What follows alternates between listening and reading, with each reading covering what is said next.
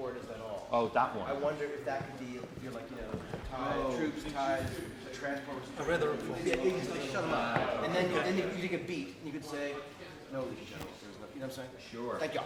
Yeah. That's one.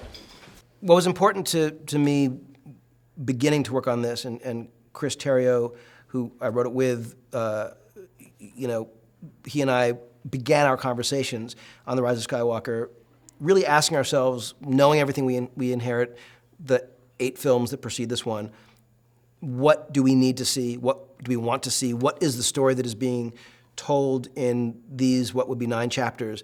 And how do we make it something that is both, thrilling and also deeply emotional, both spectacle and also really intimate. That's like terrifying and also family friendly. Like we had all these things we had to balance, and it was really about just, asking ourselves what delights us and what do we feel this movie should be. I think it's important for everyone to find their own theme in it. I will tell you that there are certain things that are hugely important to us, but when I think something is made that is made truthfully and a film that storytellers are doing their work to tell something that is true to them, usually that film resonates, and it's amazing that how many themes you can find for yourself.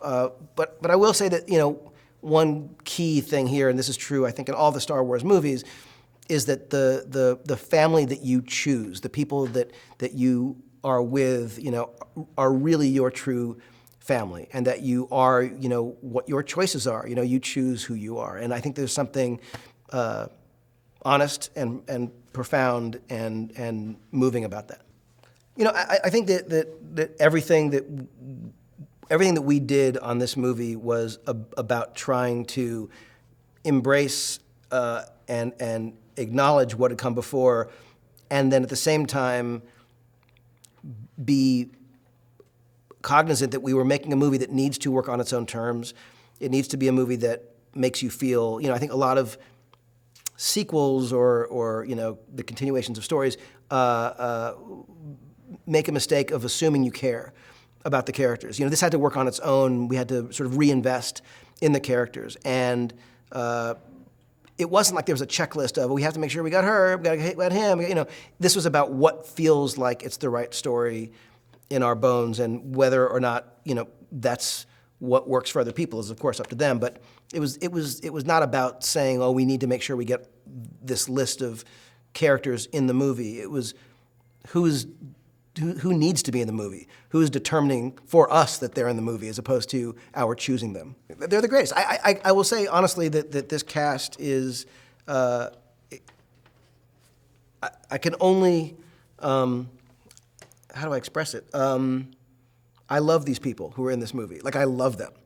To a person. I mean, it was just the greatest thing to go into this kind of, project. And Chris Terrio was saying that it's like, making a movie like this is a bit like, being in a war. You go to the front every day, and whatever happened the day before, you have to bring your best and your strongest and keep going. And to have these kind of, soldiers alongside you, these actors who are just so elevating the material all the time, so giving, so thoughtful, so wonderful together. Their alchemy is unmatched. And to see the performance that Daisy Ridley gives in this movie, it's something to behold. I mean, the range of emotion that she has to, communicate in the course of this film is, pretty vast and extraordinary, and she just killed it. So I can't say enough about all of them,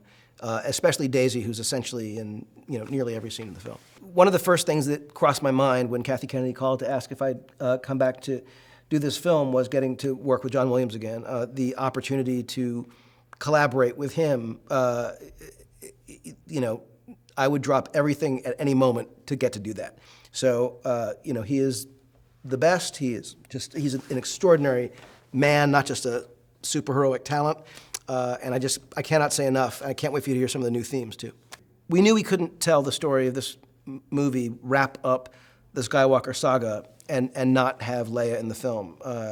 Not just because she was a Skywalker herself and leads the Resistance, but also because she's the mother of our villain, there was so much that connected to her, and we realized that we had footage from Force Awakens we could repurpose for this movie. So we wrote scenes entirely around her, what we had shot, and we approached them very much like shooting, the other side of a scene with an actor that wasn't available. Meaning, sometimes in this film, Oscar couldn't be there on a certain day, or John couldn't, so we would shoot the other side of that scene. We did that with these scenes with Leia, only the side for Carrie had been shot 4 years earlier. So it was a bit of a puzzle. And had we had Carrie, of course, we would have done other things, additional things. But I think we're very lucky to have had the footage that we had to work with her. I mean, the thing that I'm proudest of isn't about me. It's about the work that this crew did. I can point to design and construction and painting and camera work, editorial, sound design, certainly the cast as well, performances everywhere I look in this movie. I'm just proud to be associated with these people who did a truly remarkable job. Everyone knew this was the end of the saga, and we all needed to bring our best. And I think probably on every, in every department, at every level, there were people on every day that were in some kind of panic or uncertainty about how. And I think they would all look around, as I did, and take comfort in the company they were with. And I think that there's no way this movie could have gotten done without this exact group of people on camera and off, and I'm grateful to all of them.